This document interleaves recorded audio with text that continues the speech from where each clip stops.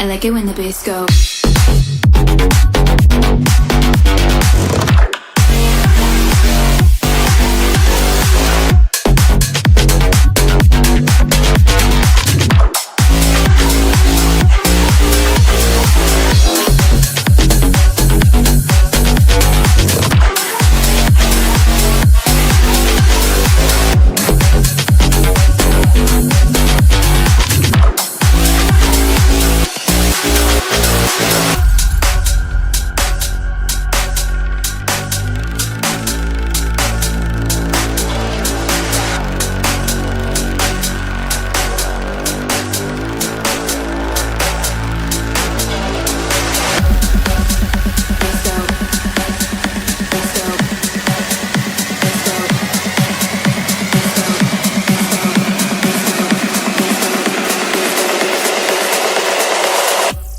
I like it when the bass go.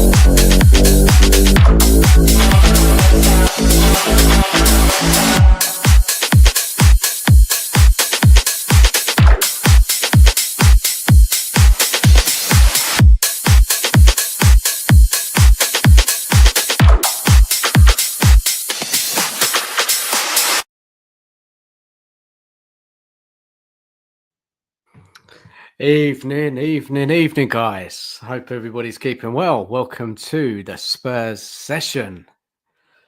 Hope everybody's enjoyed that evening tonight, eh? Arsenal getting knocked out of the Champions League. I'm sure guys on the panel will be wanting to talk about that game. I'm sure we will straight away. We must.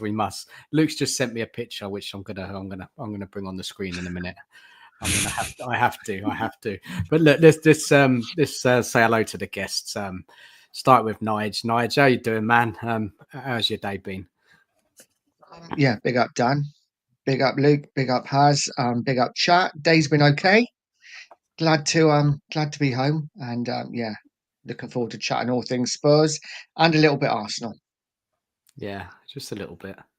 And Luke, how are you, buddy? Oh, mate, it was dangerous. First 10, 15 minutes of that game, I thought, why have I agreed to come on a stream when Arsenal are about to progress? And then they served up a treat. So, yeah, as the day's gone on, I've got happier and happier. Oh, yeah, I mean, it was risky, wasn't it, Luke? It was. I didn't think too much. I thought they would lose, but look, it's great that they're out. And Haz, man. Yeah. We're all hoping. Haz, how are you, man? How you doing? Yeah, good. For me, it's more out of relief, to be honest, because where I live in proper North London, I guess.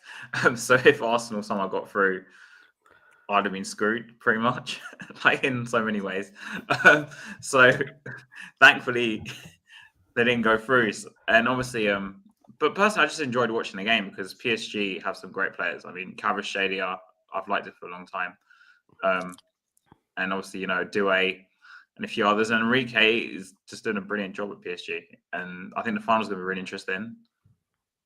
Because Inter Milan, got there last night in a crazy way, and they were probably like big underdogs, and PSG have just come out of nowhere in some ways as well. But I'm just happy that Arsenal won't win anything this season as well, so that's good. Oh, yes, fantastic news. It is. It's made my day. Look, guys, this big up to everybody watching. Big up to everyone in the chat. Thanks, Nige, Haz, and Luke for jumping on tonight. The Spurs session. It's just going to be. This is going to be a very kind of anything goes topic conversation. Obviously, the big game tomorrow. Look, we're going to be getting into that.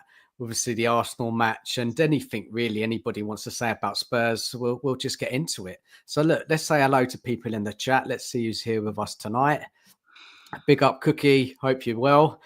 I've just come off a stream with him, so yeah, I won't reveal anything. But man, I had a great time. Hope you're good, buddy. And Sheriff as well. Yeah, fantastic hour we had. Big up, Terry. How are you? Good evening, all. Luke saying hello. Cookie, big up the chat. Big up, Guy. Arsenal died. No, I'll pronounce that wrong. How do you say it? Someone? I just know the expression. God knows how you say it, but he's dead. But they're dead, I think. Arsenal are dead. Arsenal are dead. That's it. The season's over, really, isn't it now? No, they can't win nothing. And we're still in Europe for now. Big up, Edwardson. PSG were quite being gentle tonight. Could have been a lot worse, really. I didn't see the game, so I'm really interested to hear from the chat and the panel what happened tonight. We'll get into it shortly. Shame about the Arsenal. Great stuff, man. Great stuff. Evening, Lee. Hope you're well, man. Well, it's turning out to be a very good night. Oh, Lee, man. What has it? What good news, man. I've had a great evening. I really have. Fantastic evening. And that news, man, just tops it off. Edwardson, all I saw tonight was Arsenal doing a lot of huffing and puffing, though Saka didn't deserve to be on the losing side, in fairness. Okay, guys, you can fill me in about Saka's performance. Bagash, no evening to you. Great results tonight. This is what it's all about, isn't it, guys? Yeah. This is going to take over the show, isn't it? Arsenal going out of the Champions League. Look, guys, I ain't really said nothing to any fan this season. I've not given it large. I've not given any banter. I've just been hiding away. If I ever see a rival fan, I'd kind of quickly run away or hide away. I've got nothing to say. You know, we haven't got anything to say this season. It's been dreadful. But look, we can give it a bit tonight because we're still in Europe. So that's something. So guys, take this away. Who wants to start first with that Arsenal game and PSG? How did it go? So the first 5 minutes, I agree with what Luke said. It could have been completely different. I mean, Rice missed.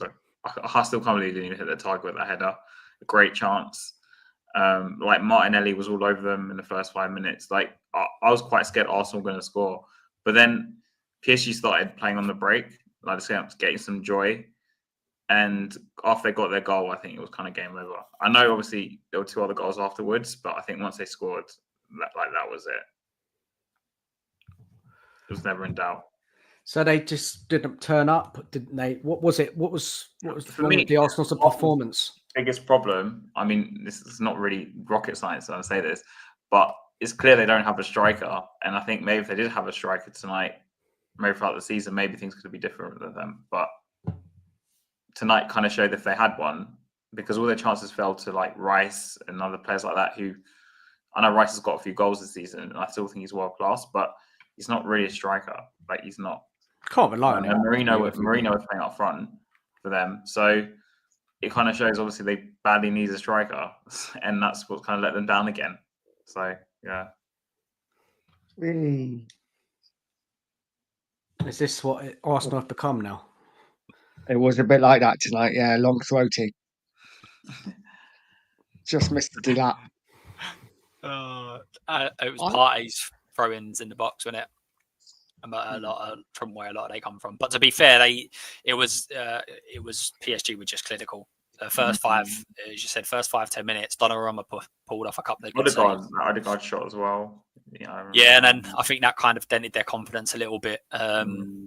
Then obviously, you say PSG went 1-0 up. Saka missed an unbelievable chance. It was basically an open goal, and he screwed it over the bar.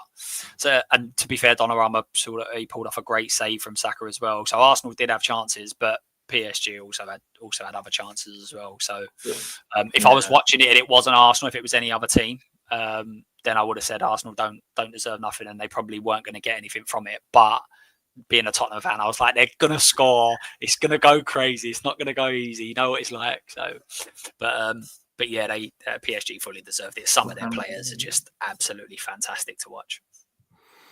So do you think they had the game in control? I didn't watch it. So yeah, was it they full control possession wise? Did they outpass them, outpossess them? No, first 15 minutes, Arsenal were all over him. It was probably like 70% possession. They was literally penned in their own box. But then after that, as soon as they got a little foothold in the game, there was kind of it wasn't like a whitewash. PSG weren't like all over or anything like that. 2-1 was probably a fair reflection of the game, really. As I say, both teams missed chances, in my opinion. But over the 2 legs, I think PSG deserved it. I think Arsenal were lucky to go with just the one. I think there was a 2 or 3 scoreline would have been quite a fair result in that first leg. I think PSG looked superb. Nige, what's your take on it, mate? I'm slightly different. I think Arsenal were quite unlucky. I thought they dominated the first 15 minutes. I know. I think Donnarumma made probably what I think save of the season from Odegaard. I think that was a stunning save. And yeah, I thought first 20, I thought Arsenal were a much better side. And I thought, oh, great, they're going to win this. But like Luke said, they were just clinical. You know, when they got the chances, they took them. Felt a bit sorry for Arsenal second, only a little bit, tiny little bit when the penalty was given. Don't That feel was sorry never for Arsenal. Yeah, but that was never. You know what? I wouldn't feel sorry for them, but I am very skeptical about taking the piss too much before our game tomorrow because this is Spurs. But on tonight, I know what you mean. I've won at the end. I felt a bit sorry for him with the penalty. I'd have given 2. I didn't feel sorry for them. I didn't feel sorry Don't get me wrong. I wanted them to score it and they missed the penalty, but you know it was harsh. But it did make me laugh a little bit because it took me back to Sissoko, and I just thought, well, you know, now you know what it feels like. But there wasn't a single player on the pitch. Not a single player on the pitch even called it, did they? But as I said, for me, I'd have gave him 2 penalties, sent him off, and sent off the keeper just for a laugh. To be honest with you. So PSG in the final against Inter. Who's favourites? Are PSG favourites now? I think in the media, I think it will probably be PSG, but I think both of them can be outstanding on their day. I love the midfield of PSG. That midfield 3, Vitinha. There was a run Vitinha done along the byline. What was just unbelievable. The commentator went, we need to, I think it was Ali McCoy said, I need to look at that again because I don't know what he done. He literally just went, he done a little back flick, a little back heel, stepped over the ball. It was absolutely ridiculous. But that midfield 3 is just phenomenal. Neves, Vitinha, and then Ruiz is just excellent. Do you like their manager? I thought he was, when he was at Barca, I used to watch Barca every single weekend when they had the Messis and all of that. I stopped watching him as much, and when he went there, I was kind of like, is he just gone to a big club and done well? Is he someone who can go to a lower level sort of club and then take them up?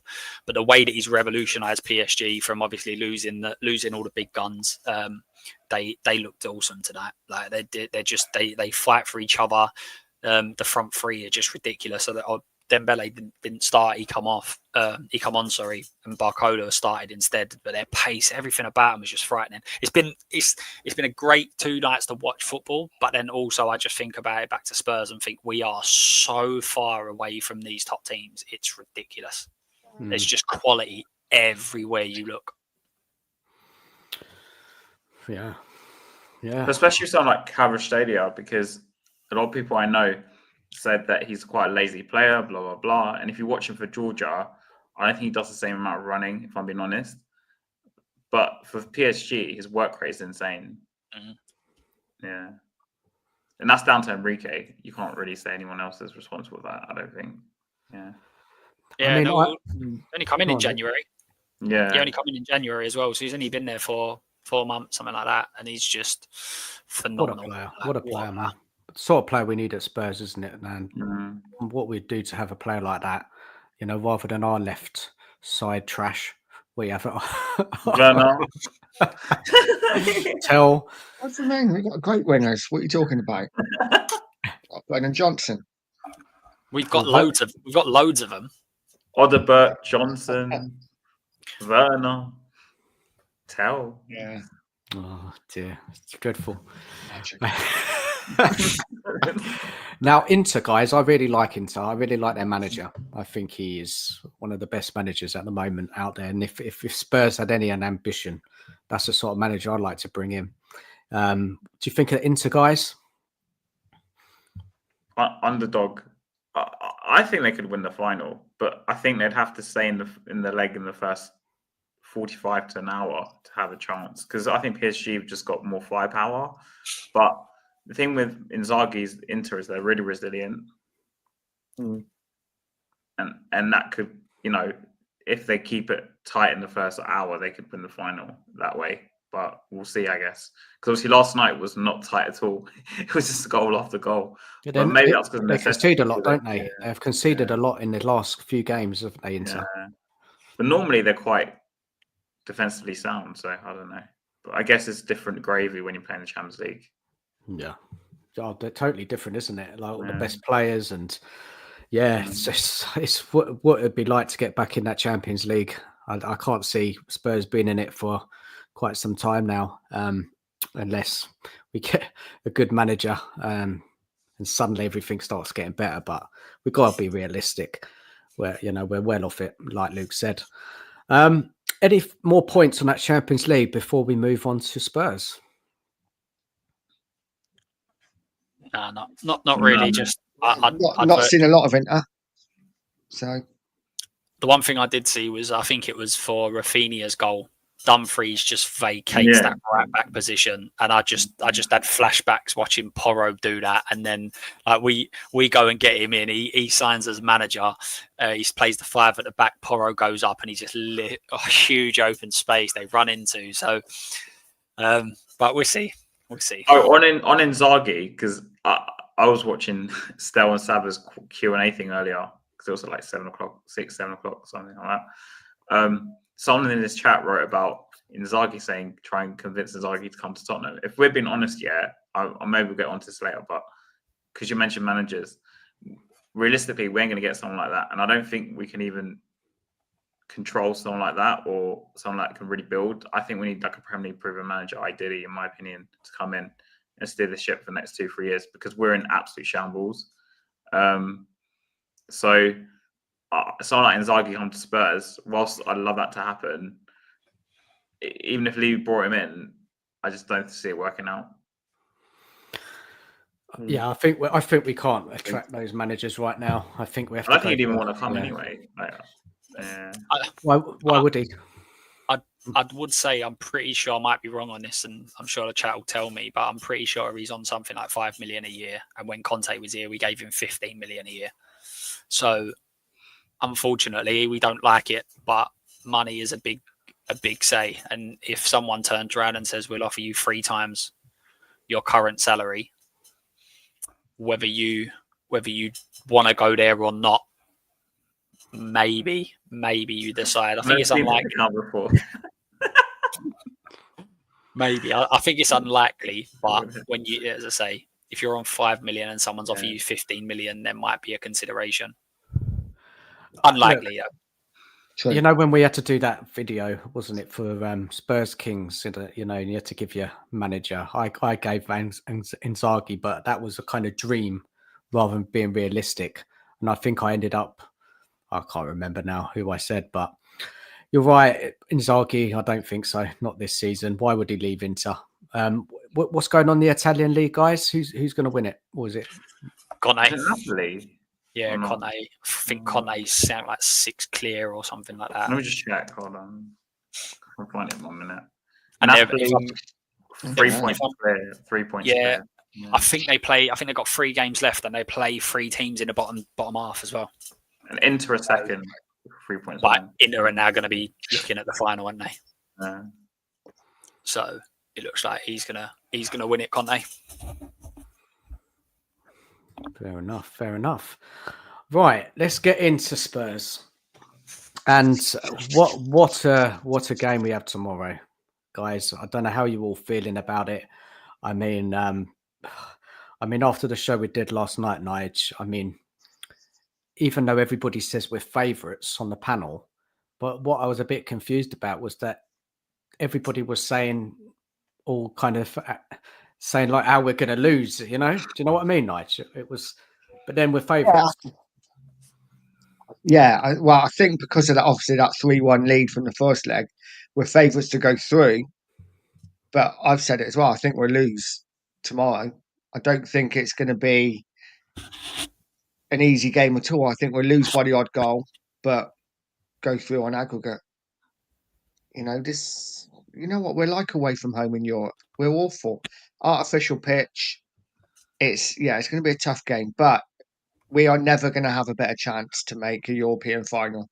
And if we blow this, like I said last night, Postecoglou needs to find his own way home because, that's it for me. Can we leave Ange in the Arctic Circle if he loses tomorrow? Just, yeah.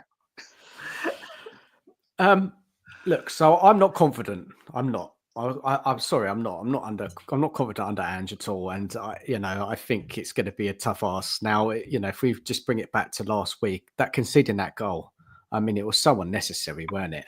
I mean, that the Bodo Glimt team didn't hardly create any chances, and then we go and that was just so sloppy, that goal. If we were 3-0 up, I'd be more confident. Now they've scored that goal, I am worried. Luke, how do you feel about it? What's your thoughts for tomorrow? Or if you want to say anything about last week, please do. Yeah, no, I was at 3. I was quietly confident. I fancy us to score away. So in my head, it was kind of like they needed 4. Losing that goal is typical Spurs, isn't it? I mean, one shot on target, it takes a deflection, bounces up over the keeper, goes in. It's written in the stars.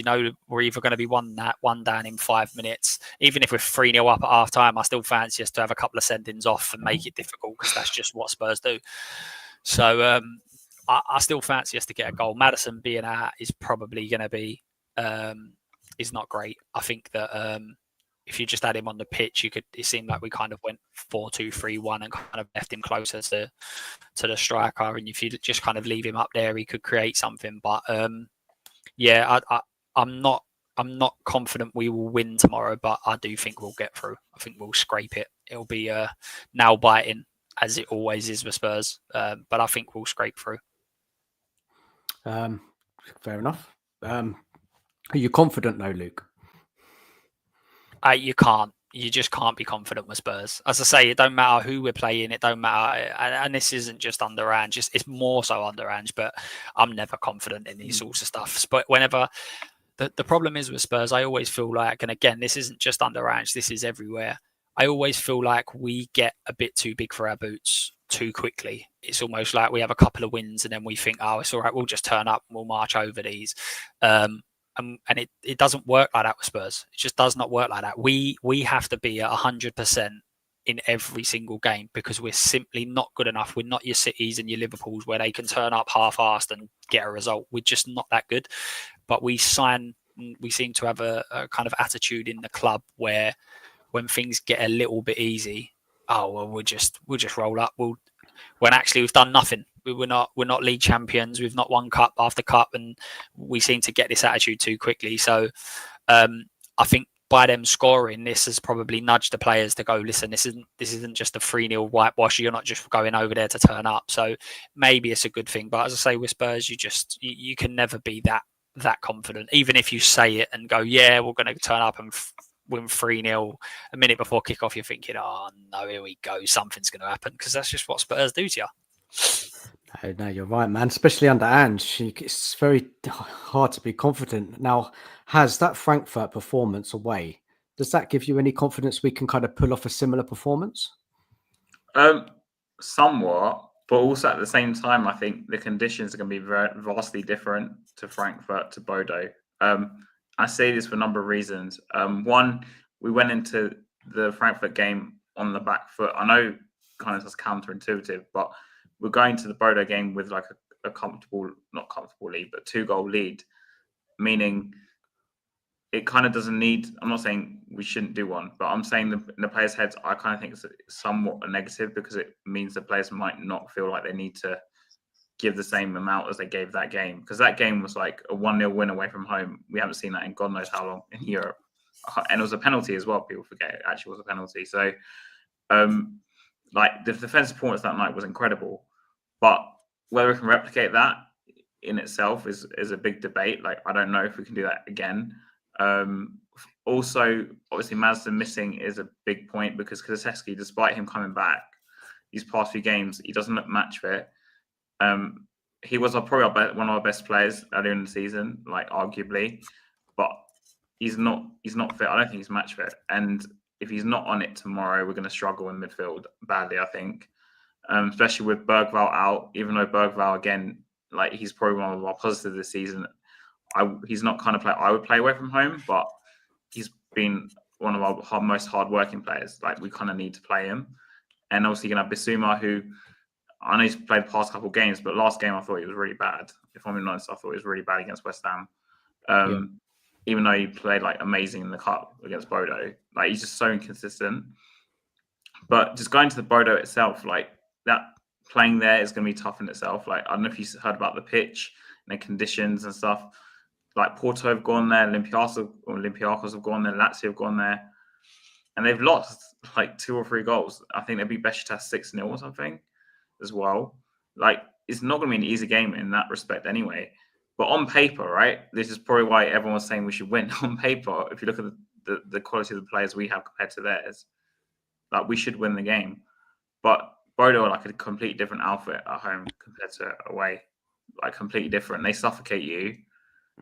Even when we played them at White Hart Lane at home, they didn't seem that bothered that we scored. They just carried on playing the same way they were doing before. Apart from the first goal where they looked kind of shocked, I don't think they were that bothered. And I don't know if you watched the Lazio game or if you... I saw it, yeah. But like, even though they didn't score in the first half, the second half, they scored in like the first 2 minutes and they got another one. So that could be our 2-goal lead done within like 10 minutes of the second half, for example. Like, I don't think it's going to be an easy game. I hope we score an early goal. Like, I really hope we score an early goal because that will lessen the nerves as well. But I have a fear that we'll go there and they will suffocate us and we won't be able to get out for like very large periods of the game. And if they get a couple goals, like, I think we're done for. I don't know how much mentality the players have left to do it. Like, so on paper, we should win. Like, if you look at the quality of the players, which is why everyone says we should win this game on paper, we're favourites. But in like reality, I'm kind of like 50-50 about it because I'm with you, Haz. I'm definitely more feeling like you. I've got to be honest. I have my doubts. Now, Yanni in the chat, and I'll go to Nigel this one. Set up a 3-5-2 formation with Van der Ven, Danso, Romero as a back three. Is a smart tactical setup focused on pace, strength, balance in defence. But unfortunately, Nigel, we don't have that type of coach, do we, at the club to maybe change it? No, in theory, but saying that, he has done it a few times. He did it. He started it against Everton, didn't he? Obviously changed it quickly. And then he brought Danzo on the other week against Frankfurt and put a 3 at the back later in the second half. You know what? It wouldn't surprise me if he played a 3 at the back. I don't think he'll start it, but it wouldn't surprise me at some point in the game he goes to a 3 at the back. My concern is the creativity, though. How are we going to create chances without Maddison? That's the big one for me because he's such a big miss. We don't have a single player that does that Maddison run deep from midfield. The ball that Porro keeps. How many times has Maddison done that this season? At least 4 or 5 times. Yeah. He did it against Frankfurt to get the penalty. Obviously, he did it against Bodo to get the second goal. I just worry where we're going to have any creativity from. So I wouldn't be against playing 3 at the back and just keeping it as tight as we can and hoping we can catch them on the break with a bit of pace up front. Just Terry here, he's given us the weather forecast. He's our weatherman tonight. The forecast looks pretty favourable. Shouldn't be much of a factor, so we can't blame the weather. Yeah, I was going to say there's something else. There's a couple of factors that their home record has consisted of that hasn't been the case this time around. So it's something like 7 or 8 degrees, which is not a problem. Whereas when they were playing in the height of their winter, it was minus degrees and it was freezing, and the conditions were probably different to what a lot of European clubs have faced. And the other thing that I didn't realise was that they played their home leg quite a lot first. So they're home, they can and then they can have the performance like they did against us, where they kind of sit back, they're on a lead. And then obviously you can just pick apart teams when you've already got that lead. Whereas this is a bit different now, and it's probably one of the first games where they're going to have to physically come out and they know that they need a result. Whereas previously it's kind of at home and they're probably slightly more fancied sort of thing. So it could play into our hands. I do think the conditions are going to be slightly different to what they've had previously. But as I said, I still think it will be difficult. And yeah, good points, Luke. And I mean, going to Lee in the chat, same game plan we used in Frankfurt should see us through. Be crucial not to concede early. I'm looking to Bentancur to put in a big shift tomorrow, and I think he's right. I mean, what we saw against Frankfurt was not the Tottenham we know this season, right? I think we can all agree that they looked up for it. They looked motivated. When I started watching that game, I thought, hold on a minute, maybe we've got a chance here, because they were just on it, weren't they, guys? I think yes, but I can't get out of my head the fact that Frankfurt had 2 or 3 really big chances late on. Oh, what's his name? The right winger that missed a chance. I forgot his name now. Christensen, was it? Yeah. And luckily they all fell to him. We can't afford to be giving chances like that away tomorrow. I think one of their players is back. Berg or something is back. Yeah, he's the key guy. He's the key guy. Yeah, and their striker as well. They both come back from suspension. It was a 1-game ban, wasn't it? But I wouldn't play 3 at the back. I'd go with exactly the same tactics that we had to get Frankfurt. The question is whether you bring Kulu in for Maddison, or probably Sarr, maybe the other alternative. I would go with that. But yeah, I think Nigel's right. I think if we're not leading the game or anything, I think 3 at the back might end up coming into, or 5 at the back, however you want to look at it, I think might come into it. Yeah, I think so. And like what Fran says here, that Bodo, they seem very confident, right? When they scored that goal, their fans, the players after the match, the manager, they got them all together. Is there an overconfidence here? Just going to Fran's point? From their defender, there was. I don't know if you see after the game what he said, but I think it was their centre-back. Tell us. Their centre-back said something like that Spurs' press is very basic. It's like a mid-table Swedish league team. So wow. if they press us like they did at home, we'll easily pick holes in it. And I'm pretty sure their managers kind of come out today in these press conference and kind of gone, yeah, bit immature, bit of a young person mindset to say that sort of stuff, and it's kind of been over exaggerated slightly in this, that, and the other. So he's kind of backtracked on it, and Ange's response was kind of like, well, we'll find out tomorrow night, won't we? So our press isn't that good though in general. If I'm being honest, without Solanke, our press is really poor. It's much better when Richarlison's in it with Solanke. They both are very, very good at pressing. But yeah, that has been one of our problems this year for sure. Is that I don't think the wingers are able to cover the distance, and whether that's from a tactical point of view or not, I think Solanke's superb. He's probably one of the best in the league at closing down. Richarlison, when he came in, looked pretty decent. But yeah, but do we actually need to press? I don't think we do. I think if we go there and they had 60% of the possession and we kind of sat in and well, that's what happened, Luke, in the first leg, right? We surrendered the ball, or were they just better on the ball than us, guys? Anybody? I think their ball retention was better, personally. I think Ange actually come out and said, didn't he, after the game, that he was quite happy to relinquish a bit of possession because Bodo like a fast, furious game, which is end to end. So Ange was quite happy, and that's why a lot of fans were like, well, when we scored first, why don't we go for the second, the third, fourth? And I think Ange said, because we're quite happy to either relinquish possession or have a bit ourselves, play around at the back with it, just to slow the game down, because he didn't want Bodo having a fast game. Are we talking about Ange doing tactical things here? Maybe he's definitely made tactical switches and changes. whether he admits it or he doesn't. I mean, it's quite evident now that we don't have a single man in midfield. We have two in there, especially the last few weeks with Bentancur and Basuma. Yeah. So he's definitely made the changes, and these are all minor changes. And this is why I kept saying you can have a philosophy exactly like Inzaghi at Inter. His philosophy is not let's sit back and defend, because he wouldn't finish 3-3 and 4-4 in the semi-finals of the Champions League. So you can have a defensive formation or a defensive setup and still have certain mentalities.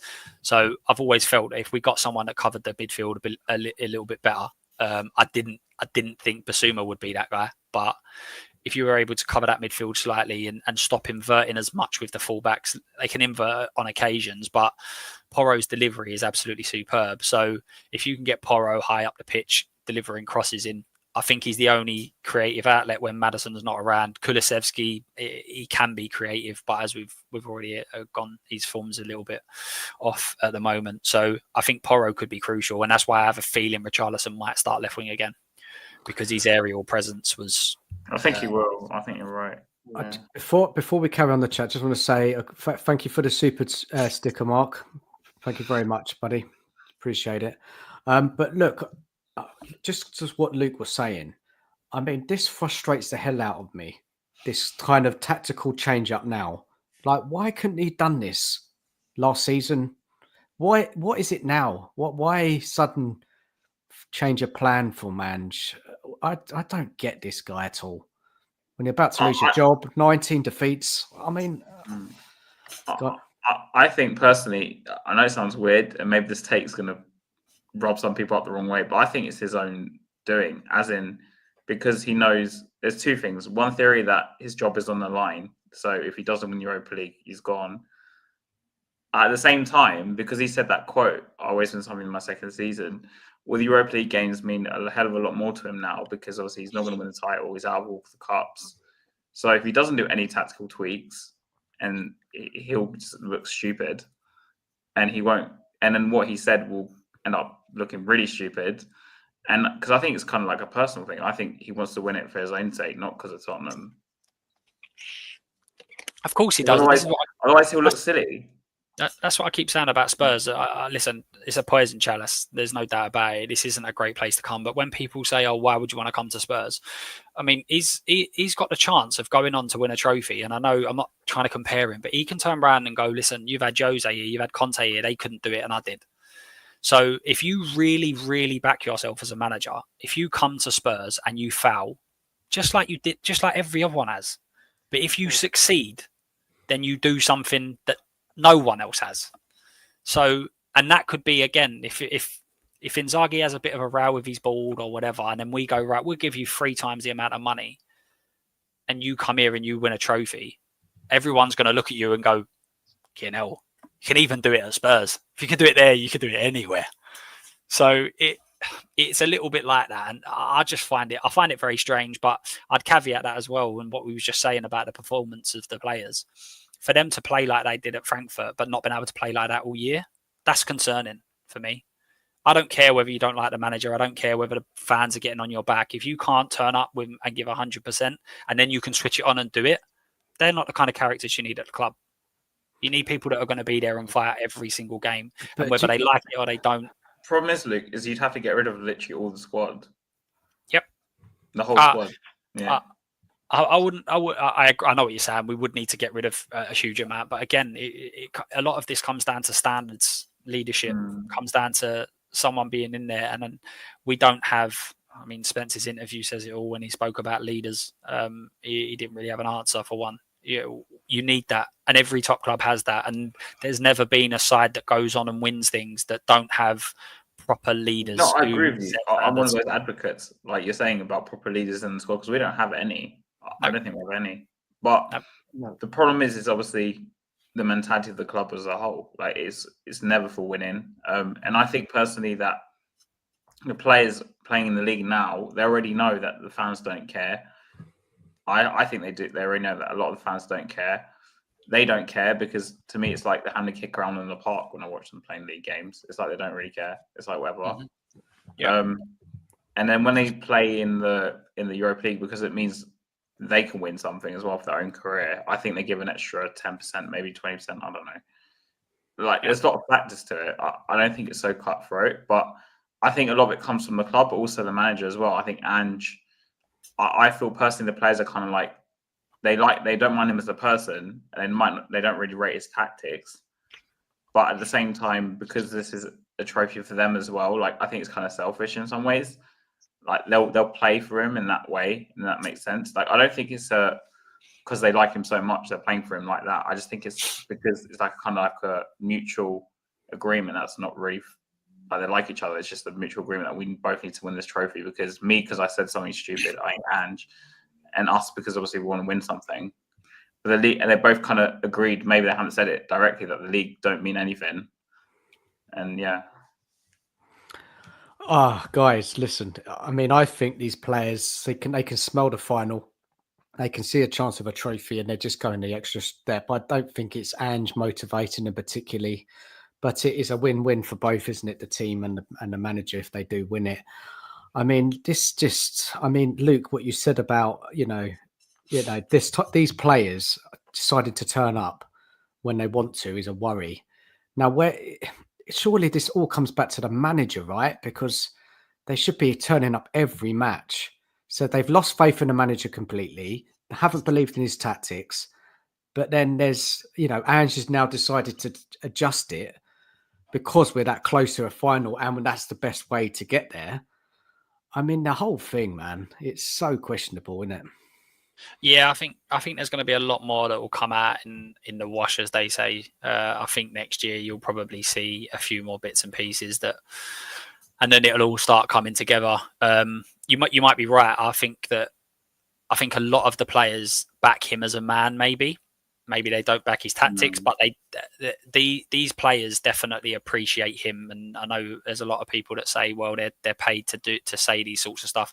The sort of stuff that the players are saying, they're not asked to say that stuff. They're obviously told you can't come out and slag him off.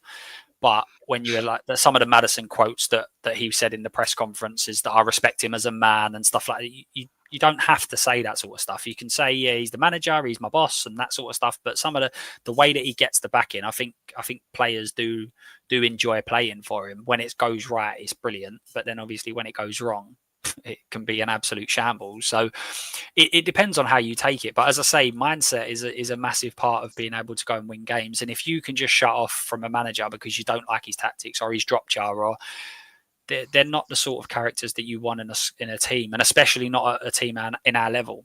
If you can just drop off and come back, and it's not good enough. It's not good enough for me. As I say, it's exactly like I said about previous results for us. As soon as we feel like we do something, we go and beat. I say it to my mates all the time. We're going to beat City away. I'll be like, we'll lose the next one. I don't care if it's Southampton at home. We'll lose the next one, and that again isn't this year. That's got years upon years, because that's what we do. We go and get a big result, and then we'll drop off, and we'll think that we're going to win the league, and this is what happens. Are you on WhatsApp, Luke? Pardon? Are you on WhatsApp, Luke? Yeah, well. No. It just reminds of the group chat. Sorry, he said that. He's saying we're going to City. Oh, it's all good now. I'm going to lose another game. It's just like, yeah. It feels like, again, this is not just an Ange thing. This has happened before him. Whenever we go and get a big result, the following game seems to be a loss, or it's a 0-0 or a 1-1, and it's just a mentality issue. And as I say, you've got to have players that come in and set standards. And you're right, that standard's set from the club. I see a quote today from Jose Mourinho when he went in as Inter boss, and the Inter chairman said to him, that as well. Yeah, what do you need to win the Champions League?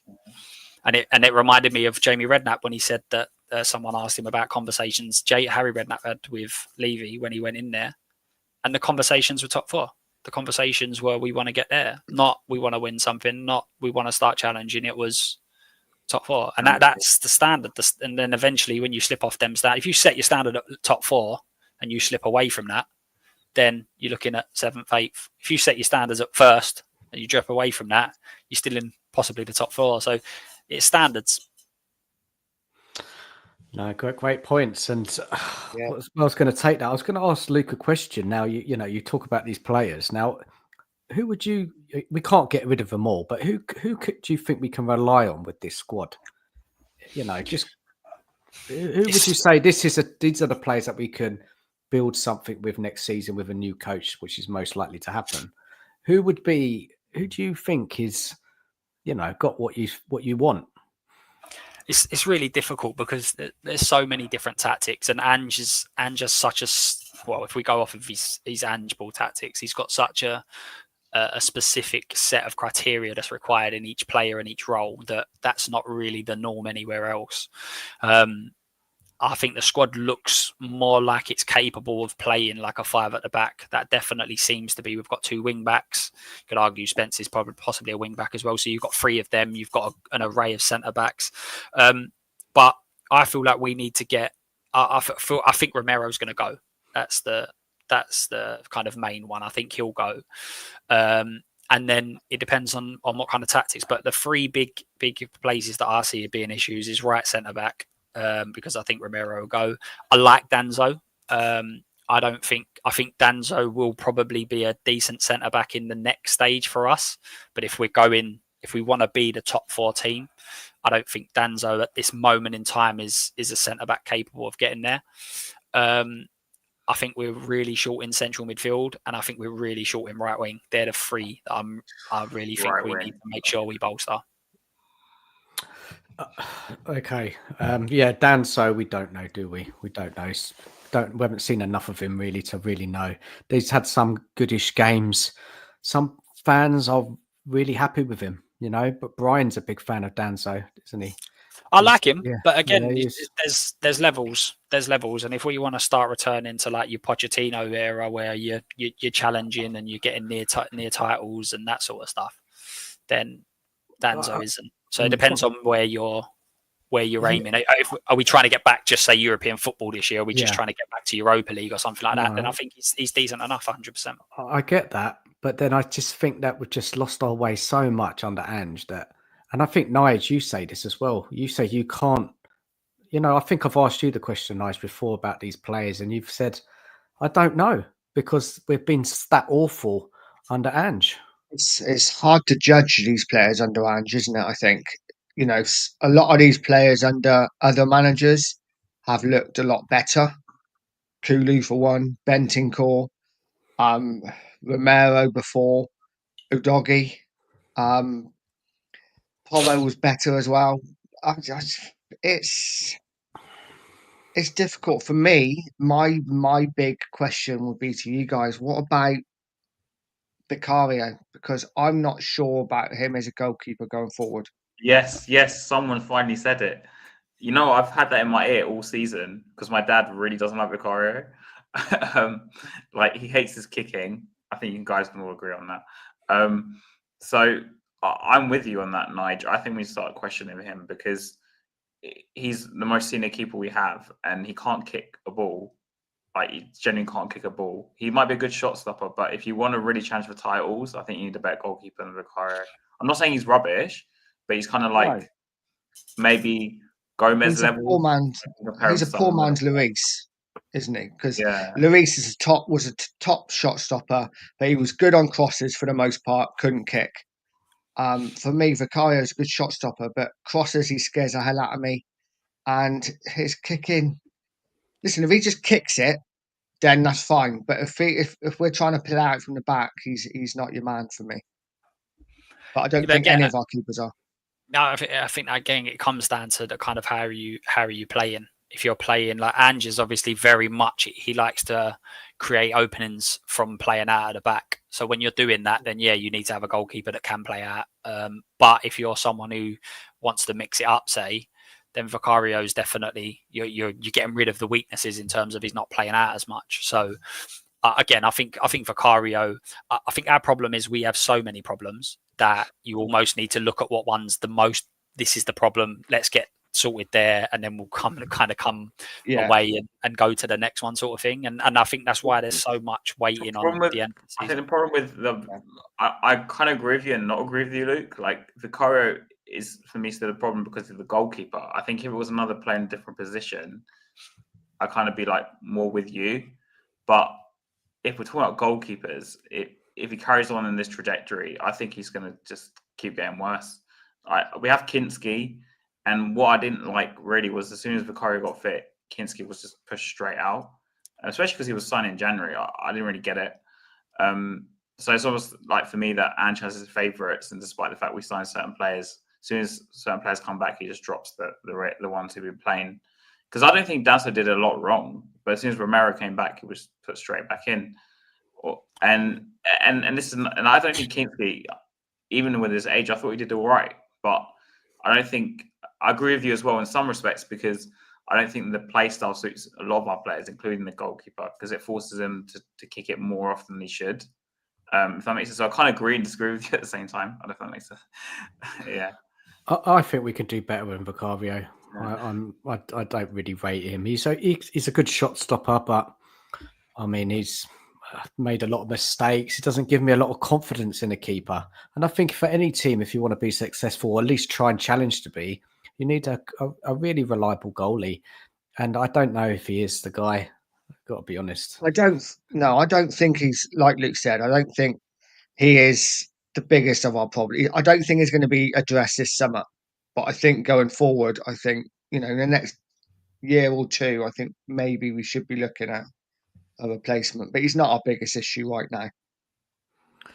So just going on from what Luke said, Nigel said, what do you think? Who would you rely on with this team? Like for a new manager coming in, who do you think, well, this is a good set of players, a basis to kind of build on next year?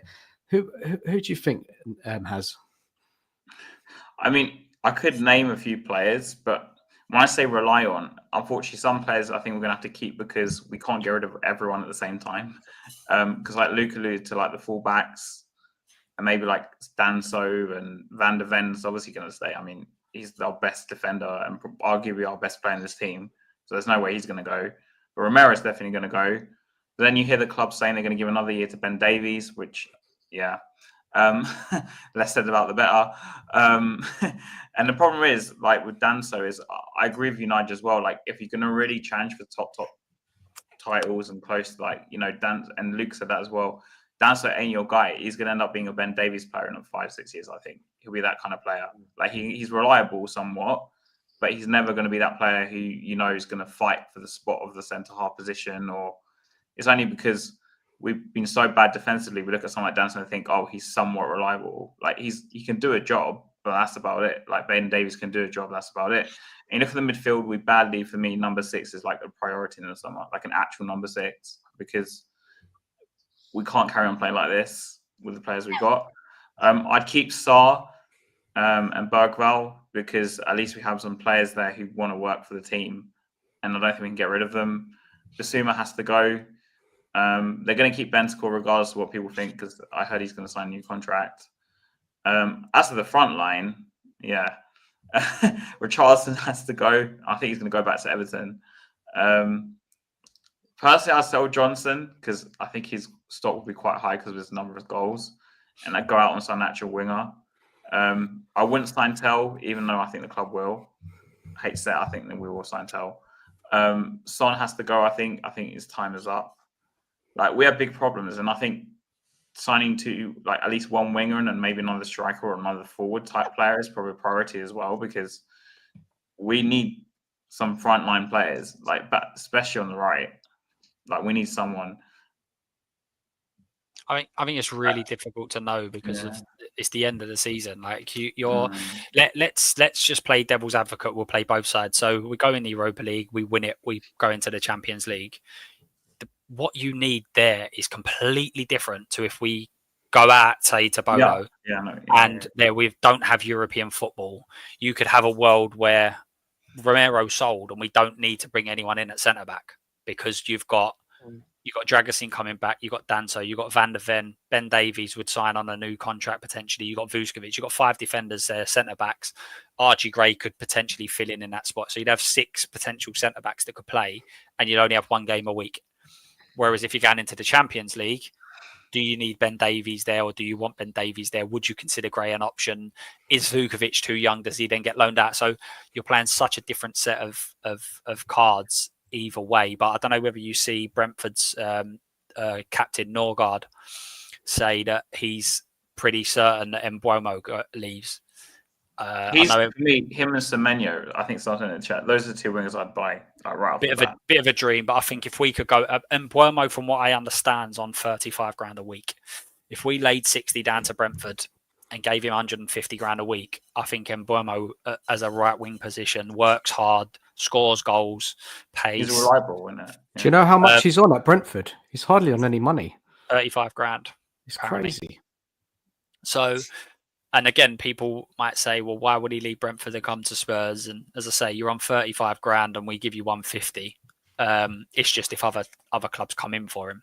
But I think he would go a real good way to sorting out that right wing position. I even just the thought of him and having Porro going on the outside of him, I think it could end up being, if you've got the right defensive setup, I think that could be a great right side.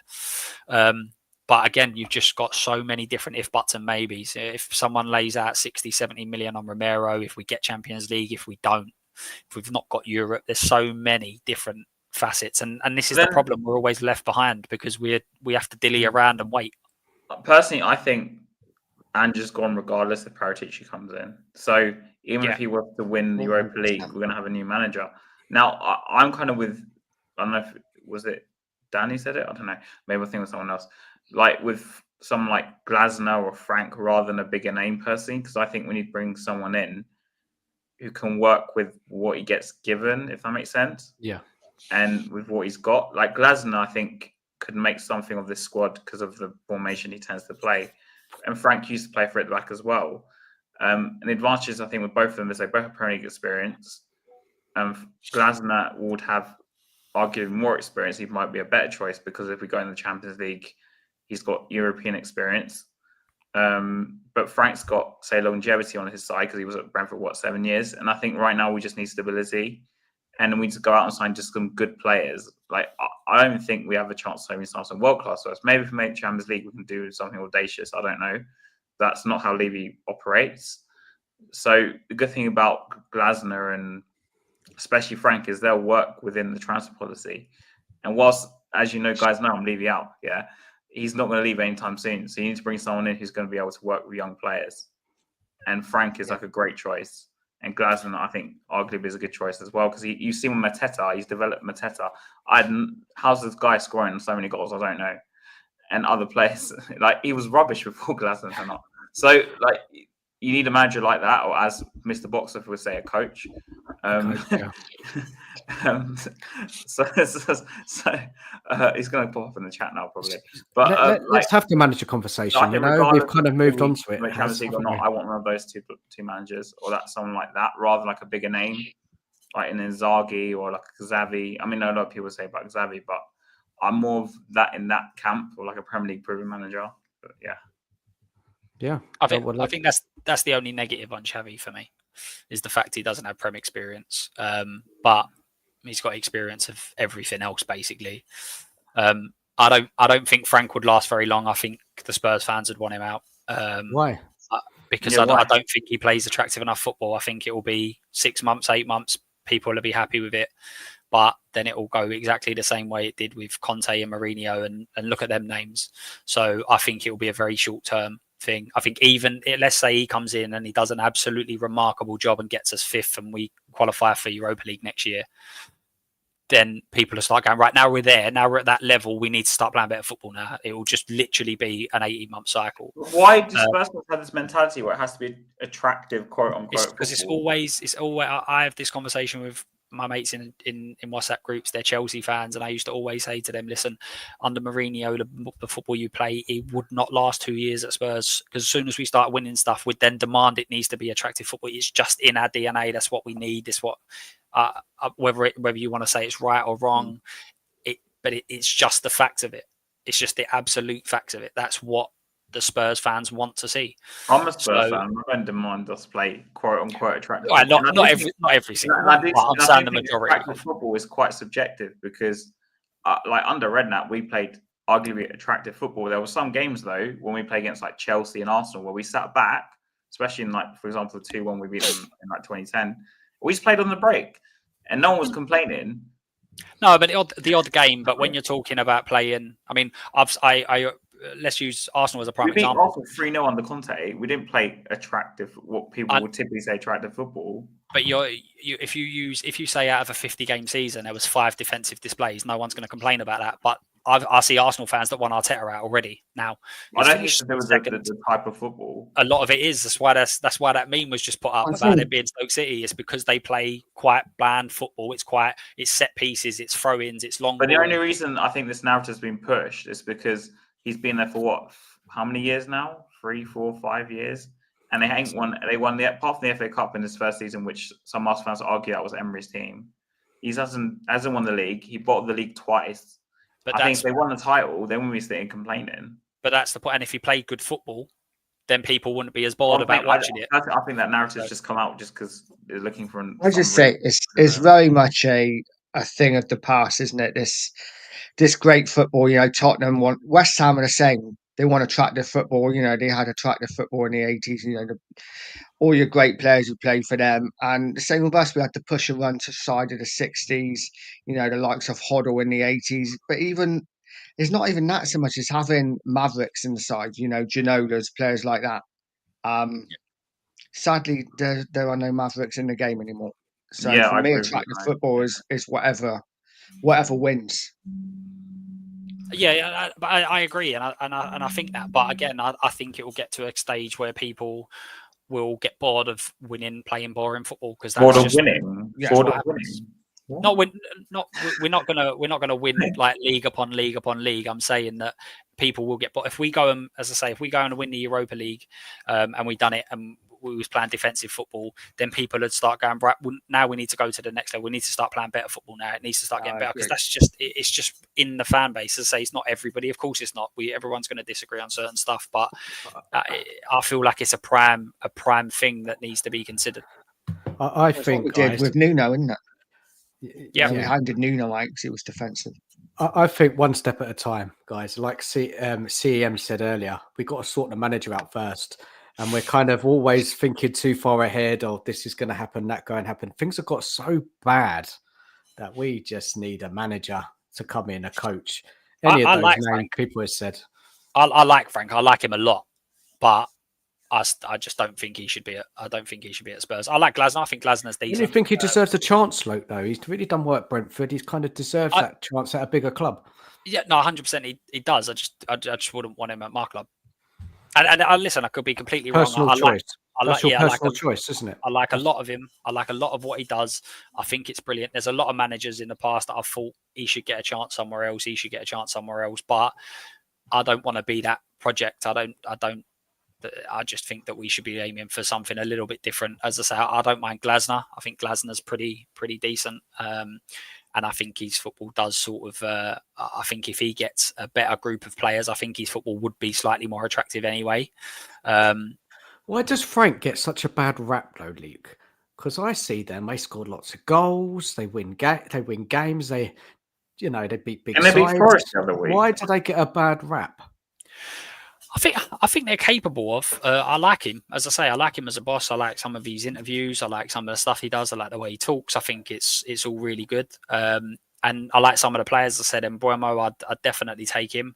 I just think that if someone said, "Oh, he's going to be appointed," I don't see him being a top 4 manager challenging. So for me, it's like we're getting someone in, and we're already looking to go to someone else, and that this whole 18-month thing fits in with that. It's almost like we feel that this is the level that we're at, and we're so bad to get to the top 8 that we'll just take whatever can. At the same time, I hate to put this idea into people's minds, but we are 16th, and we might end up being 17th in the league, right? So I still think it's a very small possibility, by the way, but this is always my fear. We need a manager who comes in just in case we get into a bad position like we are again now, to make sure we don't fall into a relegation scrap again, because we might not be so lucky next season. Like the teams that come up might be better than the teams that came up last season. This squad's nowhere near that level, though. I think everyone's in agreement, whether you like Andrew or you don't. This squad should be nowhere near. No, I hate Andrew. I'm just saying I'd rather pick a Premier League manager, because just in case, the worst case scenario, especially if you someone make the Champions League and the manager has to come in and kind of do both, coupled with the fact that the money and level of signing will still get in the Champions League under Levy, because I don't think it will be top class players. Like, So it has, sorry, but let's caveat that. So if we do win Europa and we're in the Champions League, do we need an even better manager? Yeah, but I just think if we bring in an Inzaghi or Xavi or some European who has no Premier League experience, I know it's shooting from the start, and if you spoke to me maybe 10 years ago, I would agree with you.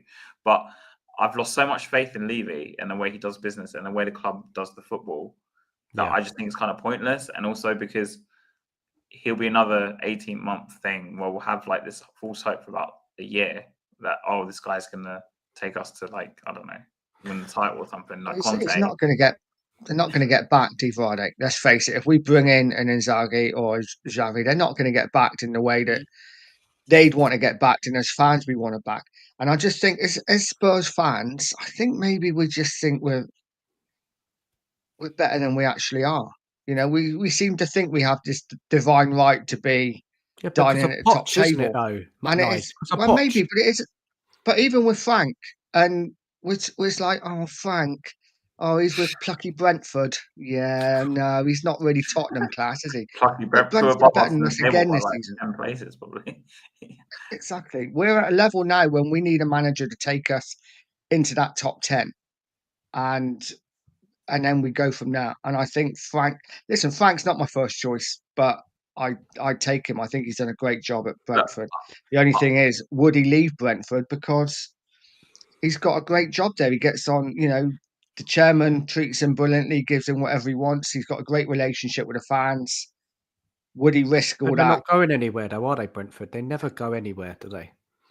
Again, it comes down to money, doesn't it? But the only thing is, as well, what I will say is a lot of the managers that we're being linked up, Brentford, he's kind of built Brentford up, so it's probably unfair to label him. But all of the managers that we talk about, like Iriola's, for instance, they go into a club that's already set up, and the manager just fits in with what's already there and what was there previously. That doesn't happen at this club. So it's easy to say, oh, well, Iriola's gone in there and he's been able to transform because he's got his own team and this, that, and the other. But he's gone into a settled side, a decent side, and he's just continued on and just carried on the trajectory that they was kind of going in.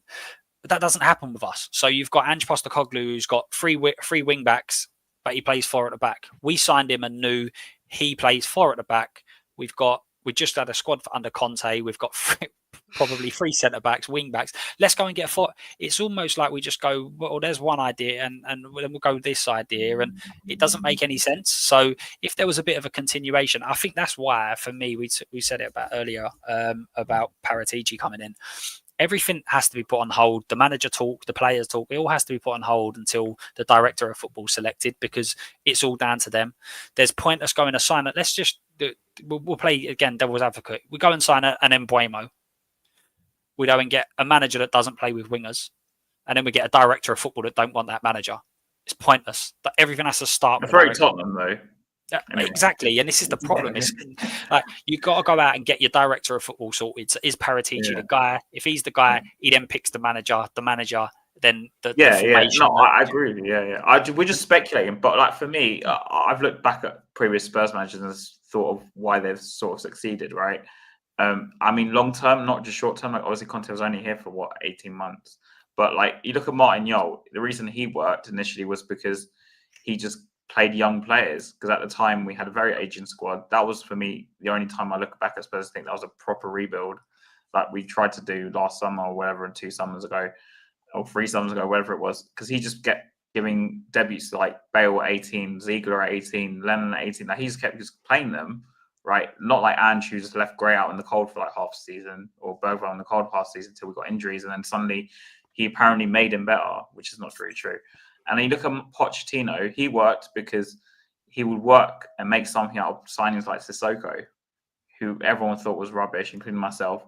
But he made him half decent because he upskilled them, if that's the right word to use. Yeah, like he made them. He used what positives they had, and played them like either on the wing or in a certain system that kind of covered their deficiencies. And Harry ran that work because he just like signing cheaper players, but when he wanted to take the next step and buy more expensive players, Levy wouldn't do it, which is why we got stuck where we were under that. So unfortunately now, even though I'm leaving out and I'm going to the bloody protest on Sunday, I don't believe Levy's going anytime soon. So you need to bring in a manager, in my opinion, that's going to fit the transfer policy, which is buy young and sell high. So you need to bring in a manager that's going to work with younger players and upskill players. So for me, Glasner and Frank are like the best options because I also need to take into consideration that they'll come in and do a job straight away. And also in the extreme circumstance where we're in the same position we are this season as we are next season, like in the bottom 10, that the guy will be able to guide us away from like a potential, relegation fight or something, because that's why someone like Glasner and Frank for me are like the best choices. But I might be wrong on this. I'm just going because obviously we're talking about it. I completely agree. I think 2 requirements for me as the new manager: you have to be able to, we have to be a coach. You have to play young players, and you have to be attacking. They're my 3 requirements. But how many young players, and when I'm not saying 22, 23, I'm saying 18-year-olds, has Frank brought through? I don't think there's many. No, I wasn't alluding to that. That wasn't my point with Frank. It was just alluding to the fact that they get given players or they're big players leave. Like with Frank, he sold Tony, he sold these big players, and he's regrouped the players or did something with the players, and they're still in sort of the same position. Glasner's got even more experience, and he's taken Palace to where they are now, right? And he's got European experience, so he can work within the policy of the club. Basically, I'm trying to say, and upskill the players. It wasn't the whole giving an 18-year-old a debut or something. That wasn't really my point. No, I'm just saying. I agree with you. Yeah. I completely agree with you. He needs to be able to factor in young players. That needs to be part of it. 18-year-olds, 19-year-olds. And when I look at a Brentford team, it's very much big, strong men physically that experience. They know what they're doing. So again, that kind of leads me to go, well, everyone's on Ange at the moment, despite us having one of the youngest squads and in terms of teams being played, being so young. And again, people may say that it's down to injuries, but these players would have had to have played. And at what stage has Frank been able to integrate that? And you could even argue that with Frank, because he's been there so long, he's kind of got the connection probably with the academy and things like that, where he could bring players through. And so again, for me, that it doesn't really fit with what we're kind of looking for. And again, if he could come in and he could work wonders, I have no doubt. And as I say, he's definitely, if I was a player, I'd definitely want to play under him and experience some of his team talks and things like that. But I feel like we need to be really, really, really particular with how we go about things. And I don't think we should go Inzaghi. And I don't think we should look at Inzaghi. I'm not saying go to the biggest name. I think that's been our problem. And I've said it on quite a few streams. I think we need to look and say, right, the way we want to play is X. We want to play 4 at the back mainly. We want to play attacking football. We're going to look for the young. Okay, go and get a manager that best suits that criteria. Don't go and get the best manager. Go and get the manager that suits that criteria best. And then when he leaves, you bring in another manager that fits in with that, and it's just a continuation. And that's why Bournemouth, Brighton's, that's why they're seeing this now, is because they just carry on that philosophy throughout the club. And you don't need to do a big upheaval like what we do. We go from a Conte this system to that system, or we've got to get rid of 7 players, and then it just doesn't make any sense. It's a mess, isn't it? So let me go over the odds. So the odds for the next Spurs manager. So the favourites is Pochettino. I just can't see it. He's the favourites, and then it's Areola, Glasner, Inzaghi. I don't. Paddy Power's crap it up. I think they're trolling. Xavi. I'm not looking at them. I'm not. I don't. That's surely Pochettino's favourites, guys.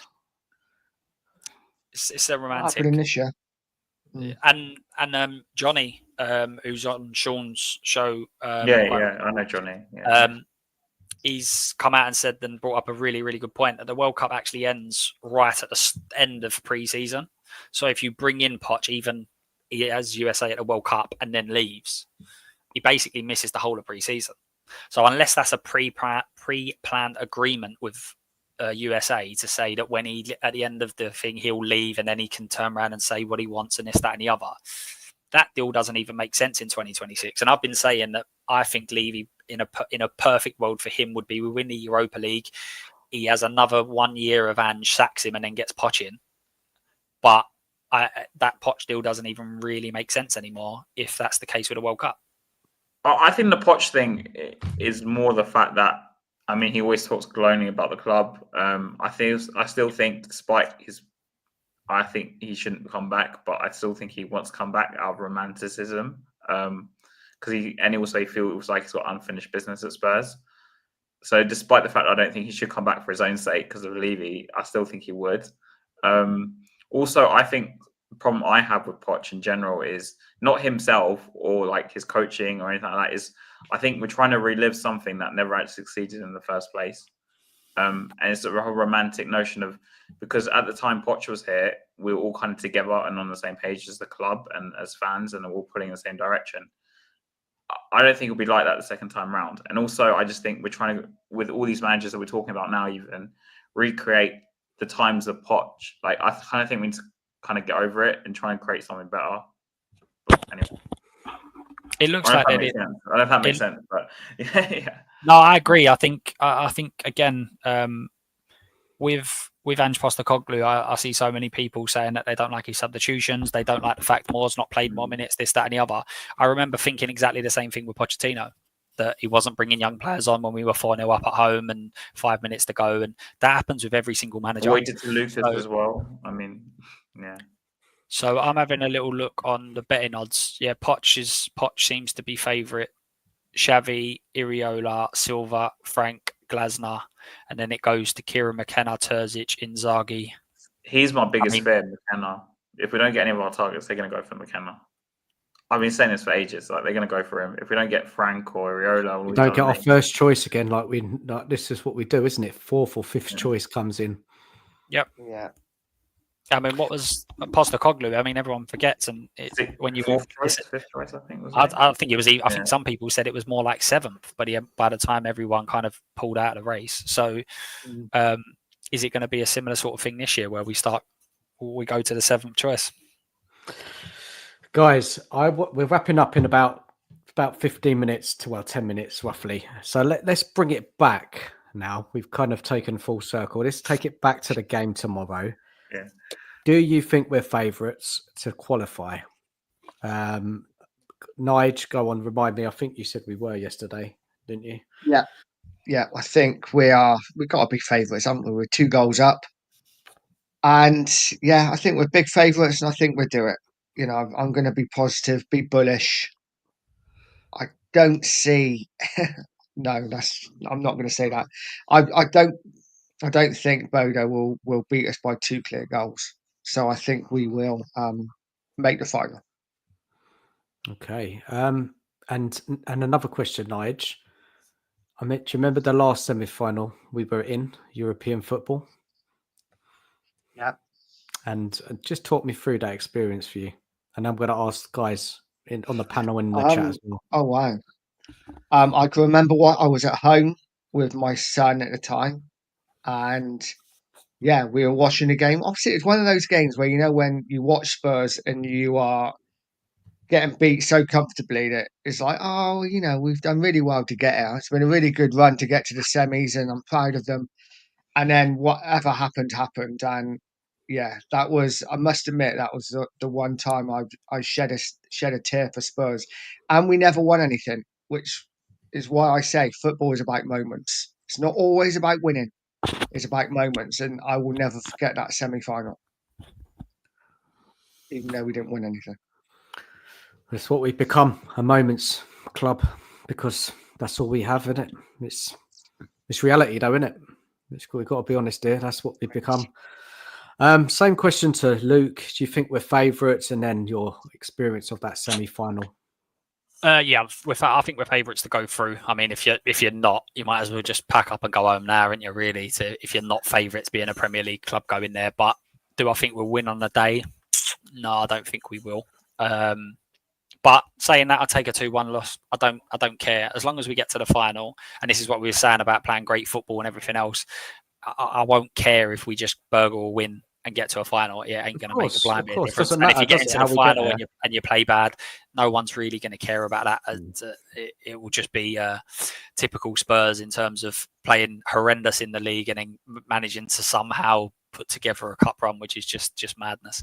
But yeah, I don't think we'll win, but I think we go through. And yeah, that night, the semi-final, I was indoors, just pandemonium. It's just absolutely ridiculous. Again, what I said at the start of the show, we just never do anything easy. Like it's just, but the last minute, and you're right, Nige. It was a semi-final. In some ways, it's so sad, but that's saved on my YouTube watch list. And every now and then, when I fancy just a little smile, when I just want to remember why I started supporting silly old Spurs, I watched the video that BT Sport had out where they interviewed some fans before they kind of had the conversations at the start of the game. Gary Lineker says, if Spurs pull this back, then I think we've seen it all. And then, Mora in the last minute, just absolutely ridiculous. Like, and as you say, imagine winning a cup, imagine winning a European Cup. And I love that moment so much. And then we go and win a European Cup. It will just be absolutely ridiculous. But yeah, I'll never forget that night, even though, as you said, Nige didn't win us nothing. But what a night. Yeah. Madness that was, wasn't it? Madness. What a contrast, because virtually every single one of the players, not all of them, you mentioned one of them earlier in Musa Sissoko, but virtually every single one of them players in that squad I loved. I just loved that they played for Spurs, and I loved that they were Spurs players. And then I don't really have that with anybody in the current team. That's a bit harsh, but it's not far off. It's true. Nice, great stuff, man. Do you think we're favourites, and what was your experience of the semi-final? So yeah, I think we're definitely favourites tomorrow on paper. Will it be as comfortable? I don't think so. I think we might go extra time or something like that, because I don't know, I have this fear they're going to score 2 goals in the first half or something. Because I don't know, I think our fan base is way too overconfident going into this game. They are. So, You're right. You're right. The fan base on the whole is overconfident. Oh, it's only Bodo. We'll beat them. We're 2-0 up. I think that's naive. Very naive to think that way. We should be favourites. We have got a better team. We're playing a Premier League. Yes, we got a shit manager. But come on, player to player, we're better. But if you look at Bodo, you look at their record at home, they've got nothing to lose. They're going to want to make history. But who's the pressure on? Yeah, they have already. But who is the pressure on tomorrow? See, I think it's more on us. Yeah, because of Andrew, especially as well, because of what he said. So, yeah, I don't know how it's going to go. I agree with Luke. It's going to be one of those nerve-wracking games, and if we go through, maybe we'll just lose by a goal, and that's it. But I'm not going to say I'm confident in terms of like the actual game. But on paper, we should be favourites and we should win the game, even get a draw as like a good result. But we'll see, I guess. As for Lucas Moura, I was at home watching my brother, and I'm sure I woke up the neighbours when he scored the 3rd goal. But like, just alluding to that whole like experience, like I kind of think we did luck our way to the final in some ways, because like the VAR at the Etihad, we had a lot of luck. But like just Lucas Moura, that was probably the best game he's ever played his whole life.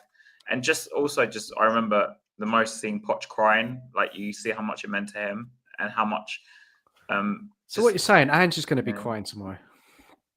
I don't know. I know that there's a lot of people in there that don't like him. But if he turns around and says at the start of a season, I always win things in my 2nd year, and then he wins the Europa League at Spurs, what a mic drop moment that is, by the way. That is legendary to turn around and say that, to have the audacity to say he'll win anything at Spurs, let alone winning something, and then he goes and does it. Now that takes some cojones for sure.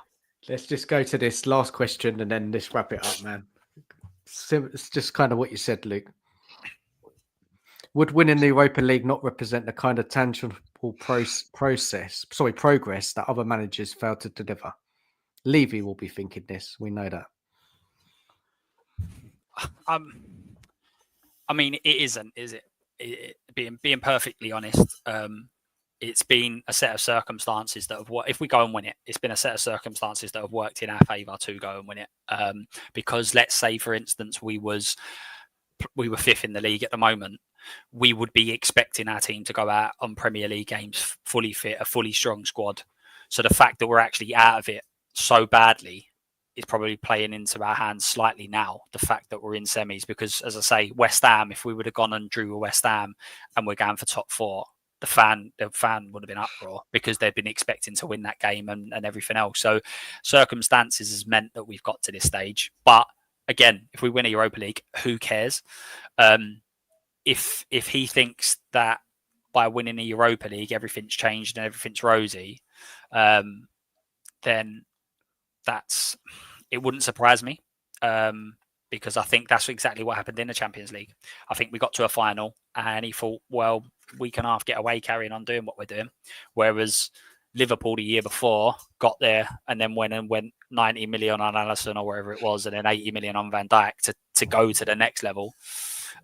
We followed it up by not signing anyone. So, if he thinks that way, it wouldn't surprise me. But if he thinks that way, then we're going to carry on. Aston Villa's, your Newcastles, they're all just going to keep staying above us. Many fans think if we win a trophy, that not covers up, but they're just going to get so carried away with it that they're kind of it depends. Forget about the season we just had. If someone said to 99 or 100% of Spurs fans, what do you crave? Everyone would say a cup. And also, let's just also play this as well, because I half agreed with what Pochettino used to say in terms of winning a League Cup does not change our lives. It's not going to. You're not going to go from being a small club into a huge club. So, but winning the Europa League is a fairly big achievement. It's not the Conference League. It's not the Carling Cup. Winning the Europa League is a fairly big achievement. So it is a big trophy. So would it be a successful season? I think it would be a successful season, but you can't rest on your laurels and go, well, okay, we can do this again next year, because we'll be struggling. So, but the facts is that if we finish 16th, 17th, whatever that may be, we win a Europa League, in theory, it is as good as finishing second, because you get into the Champions League just like we would. And we've also got a cup, and that's what every single fan wants. Yeah. So, I mean, this league has been shocking. This season's been shocking in the league. There's not beat around the bush out. But if we go and win the Europa League, we'll forget about it in a season. I keep saying the same thing. Can't remember where we finished in 2008, in 99, in 91, in 84. Can't remember where we finished in the league. It was all about winning the trophy. It was like 14th, I think, in 08, if I remember anyway. We've got the semi-finals and a final. If we win both, forget about if we win it, but if we win the final of the Europa League, it's the most successful season we have had in 40 odd years. And if we lose, it's the worst season we've had in God knows how long. So that's it. There is no in between. There's no grey. We can't lose by 2 goals tomorrow, basically. So look in your crystal ball, guys. What do you see? Do you see us in that final, and do you see us winning the trophy? It's Man United. Yeah, it's going to be Man United. Do you honestly, anybody believe in the chat, in the panel, that even if we get to that final, we will beat Man United? No. Forget about squads, forget about managers, forget about anything. Just the simple fact it's Spurs. We've beaten 3 times in 3 tries this season. We will not beat them again. It doesn't matter if we had Messi and prime Ronaldo, I would still be going there going, "This is Spurs. We ain't gonna win it." I just wish the 3 times we had played them this season, they'd beaten us a couple of times, because I'd be more confident. 100%. Law of averages says we're going to lose if we get to the final. I have a different take on Luke was saying, like, it's our most successful season. Like, yes, in a sense, because obviously we all won a trophy, and we all said to ourselves, I can only speak for myself, but I'm sure at least 3/4 of us on this panel said we take 17th in the trophy. At least one time in the past few years, we've probably said that, right? This is probably what's going to happen. Like, if we win the trophy, which, again, I kind of agree with Luke, I don't think we will beat United in the final. But at the same time, I think another thing to take in consideration, this Europa League is very different from all the past Europa Leagues. The Champions League teams didn't drop in, so you didn't have to face any of, like, Seville or another team of that caliber. So I think that's a big factor. So I don't think the quality is the same as it was before. But I know obviously it's relative. So at the moment we say that. So like, even if we say we win it next year, everyone will be like, rival fans will be like, yeah, well, you're still crap because you finished 17th. But the facts are, in 5 years, nobody's going to care that the Europa League slightly was watered down and that the Europa League, the Champions League, no one's going to care about that. It's going to be that we won the Europa League. That's going to be it. You Do you know what I mean? I mean, I can still get bantered about the flipping finishing third in the 2-horse race. It's been how many years? Yeah, but again, people are always going to come up with stuff like that. But we was never even top. We was never top in that season. I don't never care. once I were get we bantered top. for So, it. It's so been 5 no, years. but I'm just saying that if we win a trophy, you'd be like, you won a European Cup. Like West Ham fans still sing that they're European champions. They won the Conference League. Like I know, but I don't even understand what I'm trying to say. It's like I'm gonna forget. Like this is the worst season I've ever seen in my lifetime. I'm not gonna just suddenly just forget it next season. No, I'm not saying next season. I'm saying that in a couple of years' time, when, for instance, you don't have the daily thing that tops up on Twitter saying how many days since Spurs last won a trophy, when you get all of the people going, "Oh, you haven't won anything in God knows how long. How are you even considered top sit?" All of that goes away instantly. The whole trophy drought, the whole fact that there's dust in our trophy cap, all of that goes away instantly. I think another factor to this though is also the manager we got, because some, including myself, a lot of people don't like him. So I still think people bring up our league finish in 5 years. Yeah, if I think Mark's put that in the chat about we can't have another year under this manager. I do think that this is often forgot about. If we kept him, let's just say in your world of nightmares, all three of you, we kept him, and the first 10 games are poor, he's getting sacked. This isn't a case of, we need to keep him now for 3 years, regardless of what happens because he's won a trophy. This will be exactly like Ten Hag, where they'll go, well, he needs to go now. That's it. So there isn't going to be another season like this because they'll act on it. Of course they will. The only reason he's in now is because of the Europa League, and potentially there's rumours about buyouts and all things like that. But if he was out of Europe, he'd be gone. Everyone knows that. Okay, so favourites for tomorrow, but not favourites for the final, right? Is that what I'm hearing? Yeah, pretty much. I guess. Right, we're gonna close the show down. I just want to say, please, guys, if you're watching, please subscribe to Nige, please subscribe to Luke, and please subscribe to Haz. That would be much appreciated. Big up to everybody who's watched. Thank you for all your comments throughout the night. Massive tie tomorrow, guys. The nerves are going to start to kick in the morning. What are we going to see tomorrow? I've just got the feeling that it's not going to be easy. If anybody thinks this is going to be straightforward, then you're not a Spurs fan, right? Because it's not going to be easy.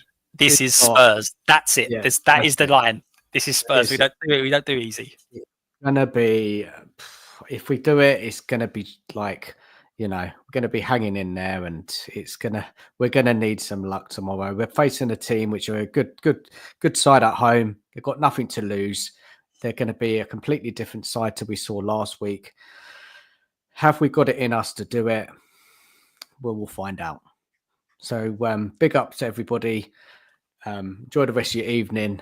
Take care of yourselves. And come on, you Spurs. Come on, you Spurs. Good night.